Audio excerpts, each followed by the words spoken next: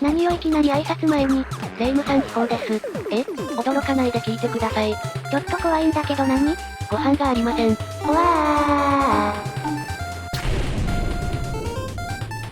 ー。ゆげさばチャンネルへようこそいらしてくださいました視聴者様。そして始まる悪夢。動画6本目にしてコロニー崩壊の危機。早すぎる。怒涛の展開というやつですな。言葉のチョイス間違えてない？しかしえらいこっちゃ。前回の締めのシーンで賢明な視聴者様は気づいておられたでありましょう。食事前に動画締めてたけど、その時点でもう総カロリーが7000程度だったのよね。そういうこってす。これが前倒しをしなかったものの最後です。お願いだから終わらないで。しかしですな、マジでえらいこってすよこれは。施設の増産に尽力を費やした報いか。高度な研究に注力したのもまずかった。のんきだけど対策どうすんの？どうしよう。そんなマリサさんに朗報があります。以前の動画でハッチの下りでにやりとした私ですが。まさか。そうですあるじゃないですか、食料が。なんという非道。ただちょっと歩いててまだ生きてるだけですよふふのふ。人の心とかないんか？とかなんとかギクシャクと茶番をやってますが織り込み済みでした。実際、ハッチは落命するとお肉になります。寿命の他にも水に弱い、という特性から水没してもお肉になります。肉は調理スキルと調理施設があるとバーベキューにでき、満足度の高い食事になります。序盤の数少ない贅沢ね。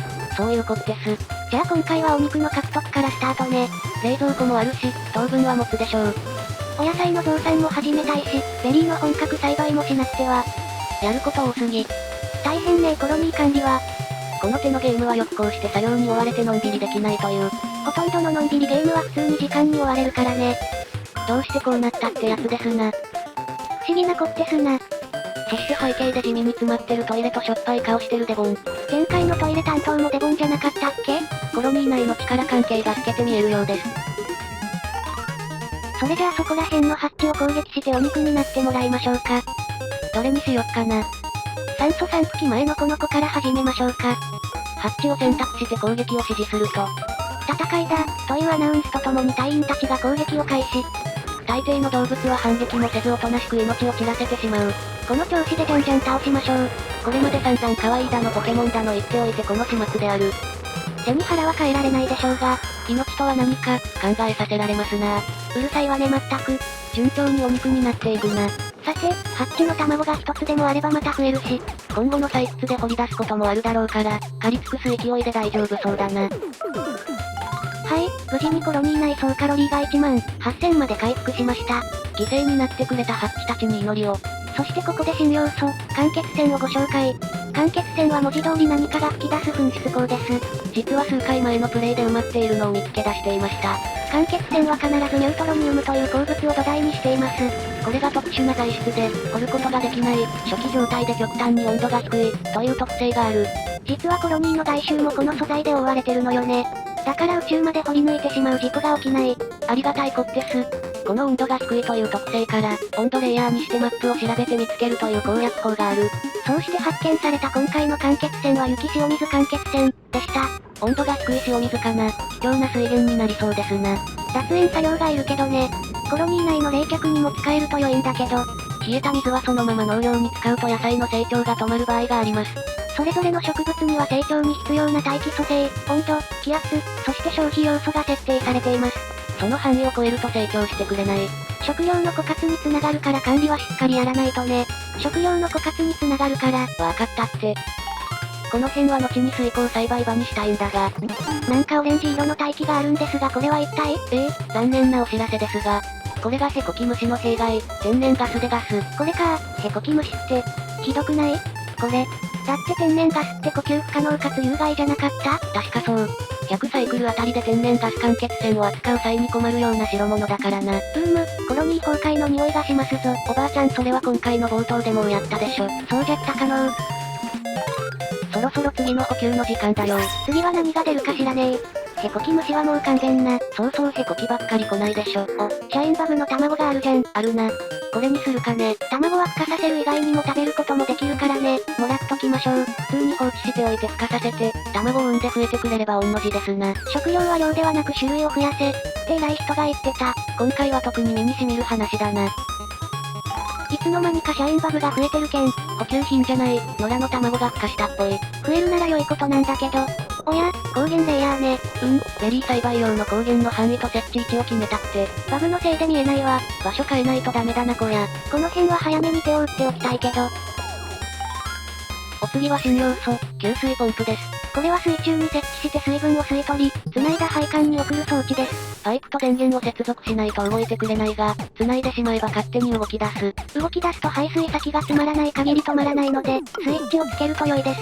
今回は水耕タイル、というタイルとしても使える栽培ブロックにつなぎます。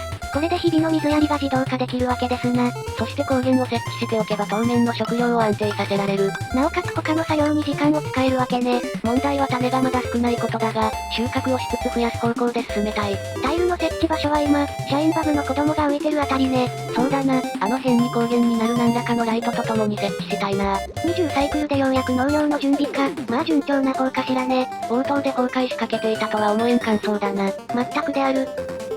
こちらが水耕栽培場の図面でござる。広くないこれ？実際には左上のブロックから稼働を開始する予定。フルで利用するのは当分先ってことね。そうでガンス。電球も使わない位置のは施設をオフにする、で停止させる予定。それなら無駄にならなくて良さそうですな。限りある資源だからな、大事にしていきたい。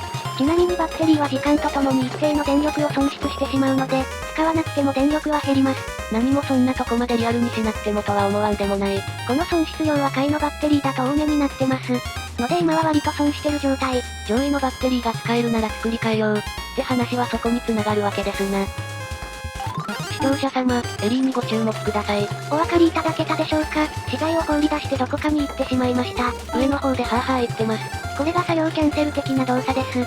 隊員は息苦しい、暑い、寒いなどを理由に作業を中断します。その際に何かを運搬中だとそれをその場で手放してしまいます。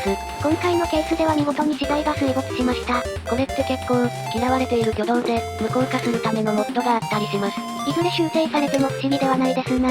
まあそういう劣悪な環境で作業させる方が悪い、ってことなんだろうけれども。面白さと捉えるかどうか、人それぞれでしょうね。海外のコミュニティでは、マジでやめろ的な怒りのコメントを見たことがあります。向こうだとこういう嫌がらせ要素は嫌われるからね。隊員たちが非常に息苦しそうにしております。なんとかしてあげなさいよ。作業効率にも響くからな。研究で解放された新要素、テラリウムを使おう。これは設置すると水を消費して二酸化炭素を酸素に変換する施設です。変換速度は遅いけど序盤はこれに頼るほかないという。うわぁ真っ赤っかじゃん呼吸不可能待機しかねえ。比重が重い二酸化炭素はこうなります。下層へ掘り進めると常にこの問題が付きまとってきます。あまり二酸化炭素が増えると気圧が上昇して、隊員の鼓膜が破裂するという惨事を引き起こします。一定時間で回復しますし、作業に影響もないのですが多大なストレスがかかります。呼吸自体は今後、作成するマスクで対応できますが、鼓膜の保護にはその上位アイテムが必要になります。特殊なアイテムだし素材、スキル、施設の面から作成可能になるのは当分先ですな。200サイクルくらいかしらね。そんなとこかねえ。さて良い時間だからレイムさんや、ここで締めましょう。ほいった、本日の動画は以上になります。もしよろしければ評価、チャンネル登録などいただけますとチャンネル主が喜びますのでよろしくお願いいたします。ご視聴いただき、誠にありがとうございました。